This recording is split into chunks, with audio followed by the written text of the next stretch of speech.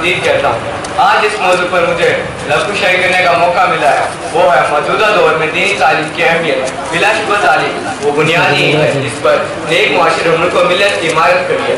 کسی بھی قوم اور طبقہ کی ترقی کی پہلی سیڑھی تعلیم ہے۔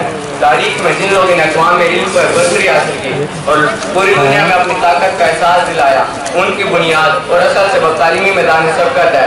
تحصیل علم و فن نے انہیں منفرد اور اعلیٰ مقام بخشا۔ اپنے زمانے کے علاوہ بعد میں بھی وہ نامور ثابت ہوئے۔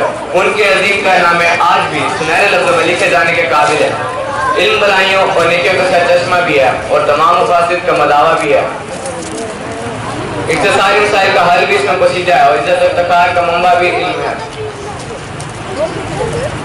اس لیے مذہب اسلام نے اپنے سفر کا آغاز علم سے کیا اور اس نے علم کو جو اہمیت دی ہے وہ محتاج بیان نہیں ہے۔ اس نے علم اور جہل کے درمیان صاف لفظوں میں بتایا، اے نبی آپ پوچھئے کہ جاننے والے اور نہ جاننے والے دونوں کبھی برابر ہو سکتے ہیں؟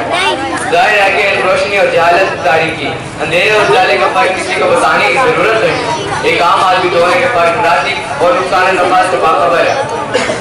عبادت اور ذکر و اذکار کرو، اس میں بھی ایک ناواقف شخص نماز ادا کرتا ہے یا قرآن کی تلاوت کرتا ہے، اپنے خلوص کی وجہ سے یقیناً وہ ثواب کا مستحق ہوتا ہے۔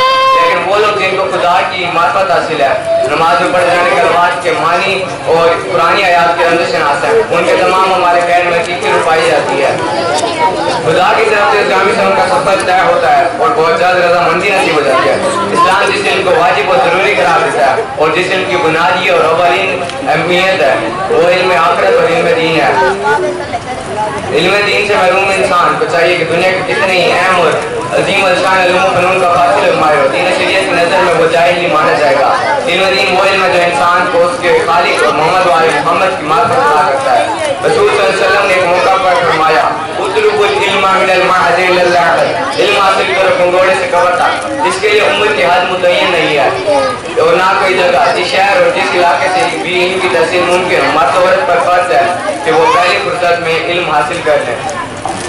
دینی تعلیم جس طرح خود حاصل کرنا ضروری ہے، اسی طرح اپنی اولاد کو بھی اس سے آراستہ کرنا والدین کی ذمہ داری ہے۔ قیامت کے دن والدین سے کہ اولاد کے متعلق سوال کیا جائے گا، ماذا علمتہ ماذا ادبتہ، تم نے بچوں کو کیا تعلیم دی اور کیسا ادب سکھایا۔ اولاد کو دنیا کی تعلیم دی گئی لیکن دینی تعلیم سے راستہ نہیں دے گا تو والدین گنہگار ہوں گے اور اولاد کی معصیت میں وہ برابر کے شریک ہوں گے۔ اس لیے بچوں کو قرآن مجید کی تعلیم دینا، علم دین سکھانا اور اسلامی آداب سے مزین کرنا بہت ضروری ہے۔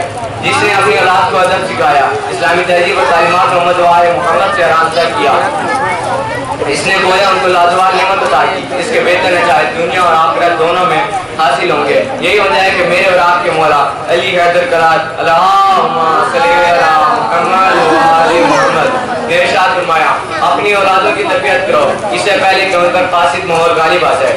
آپ سے کسی سے یہ مطالبہ نہیں کیا جاتا کہ اپنے بچوں کو دینی تعلیم ہی کے لیے وقف کر دیں۔ ایسا ہو سکتا ہے کہ اپنی اولاد کو حفظ قرآن، دینیات، تجوید اور ضروری تعلیمی دے کر عصری علوم میں داخل کر دیں، اس سے ان کا ایمان مضبوط ہوگا۔ مستقبل میں وہ بے حیا اور مستقانہ ماحول سے متاثر نہ ہوگا، اس سے اللہ کو اور محمد وال محمد معرفت کے ساتھ ماں باپ کا اجر و احترام ہوگا، چھوٹے بڑے کی تعظیم معلوم ہوگی، والدین قیامت کے دن مواقع سے محفوظ رہیں گے، دینی تعلیم کے برکت سے قوت حافظہ میں اضافہ ہوگا اور عصری علوم میں نمایاں مقام حاصل کر سکے گا۔ آخر میں علامہ اقبال کا ایک مزاحیہ شعر ملاحظہ فرمائیں، علم میں بھی سرور ہے لیکن علم میں بھی سرور ہے لیکن یہ وہ جنت ہے جس میں حور نہیں۔ دعا کہوں کہ خداوند ہمارے اساتذہ کرام کا یہ دسترخوان علوم دینی بچھانا اور مشن الہی میں زحمات و تکلیفات اٹھانا اپنی بارگاہ میں منظور و مقبول فرمائے اور ہمیں اصول علم دنیا کے دینی میں کامیاب و کامران فرمائے۔ شکریہ۔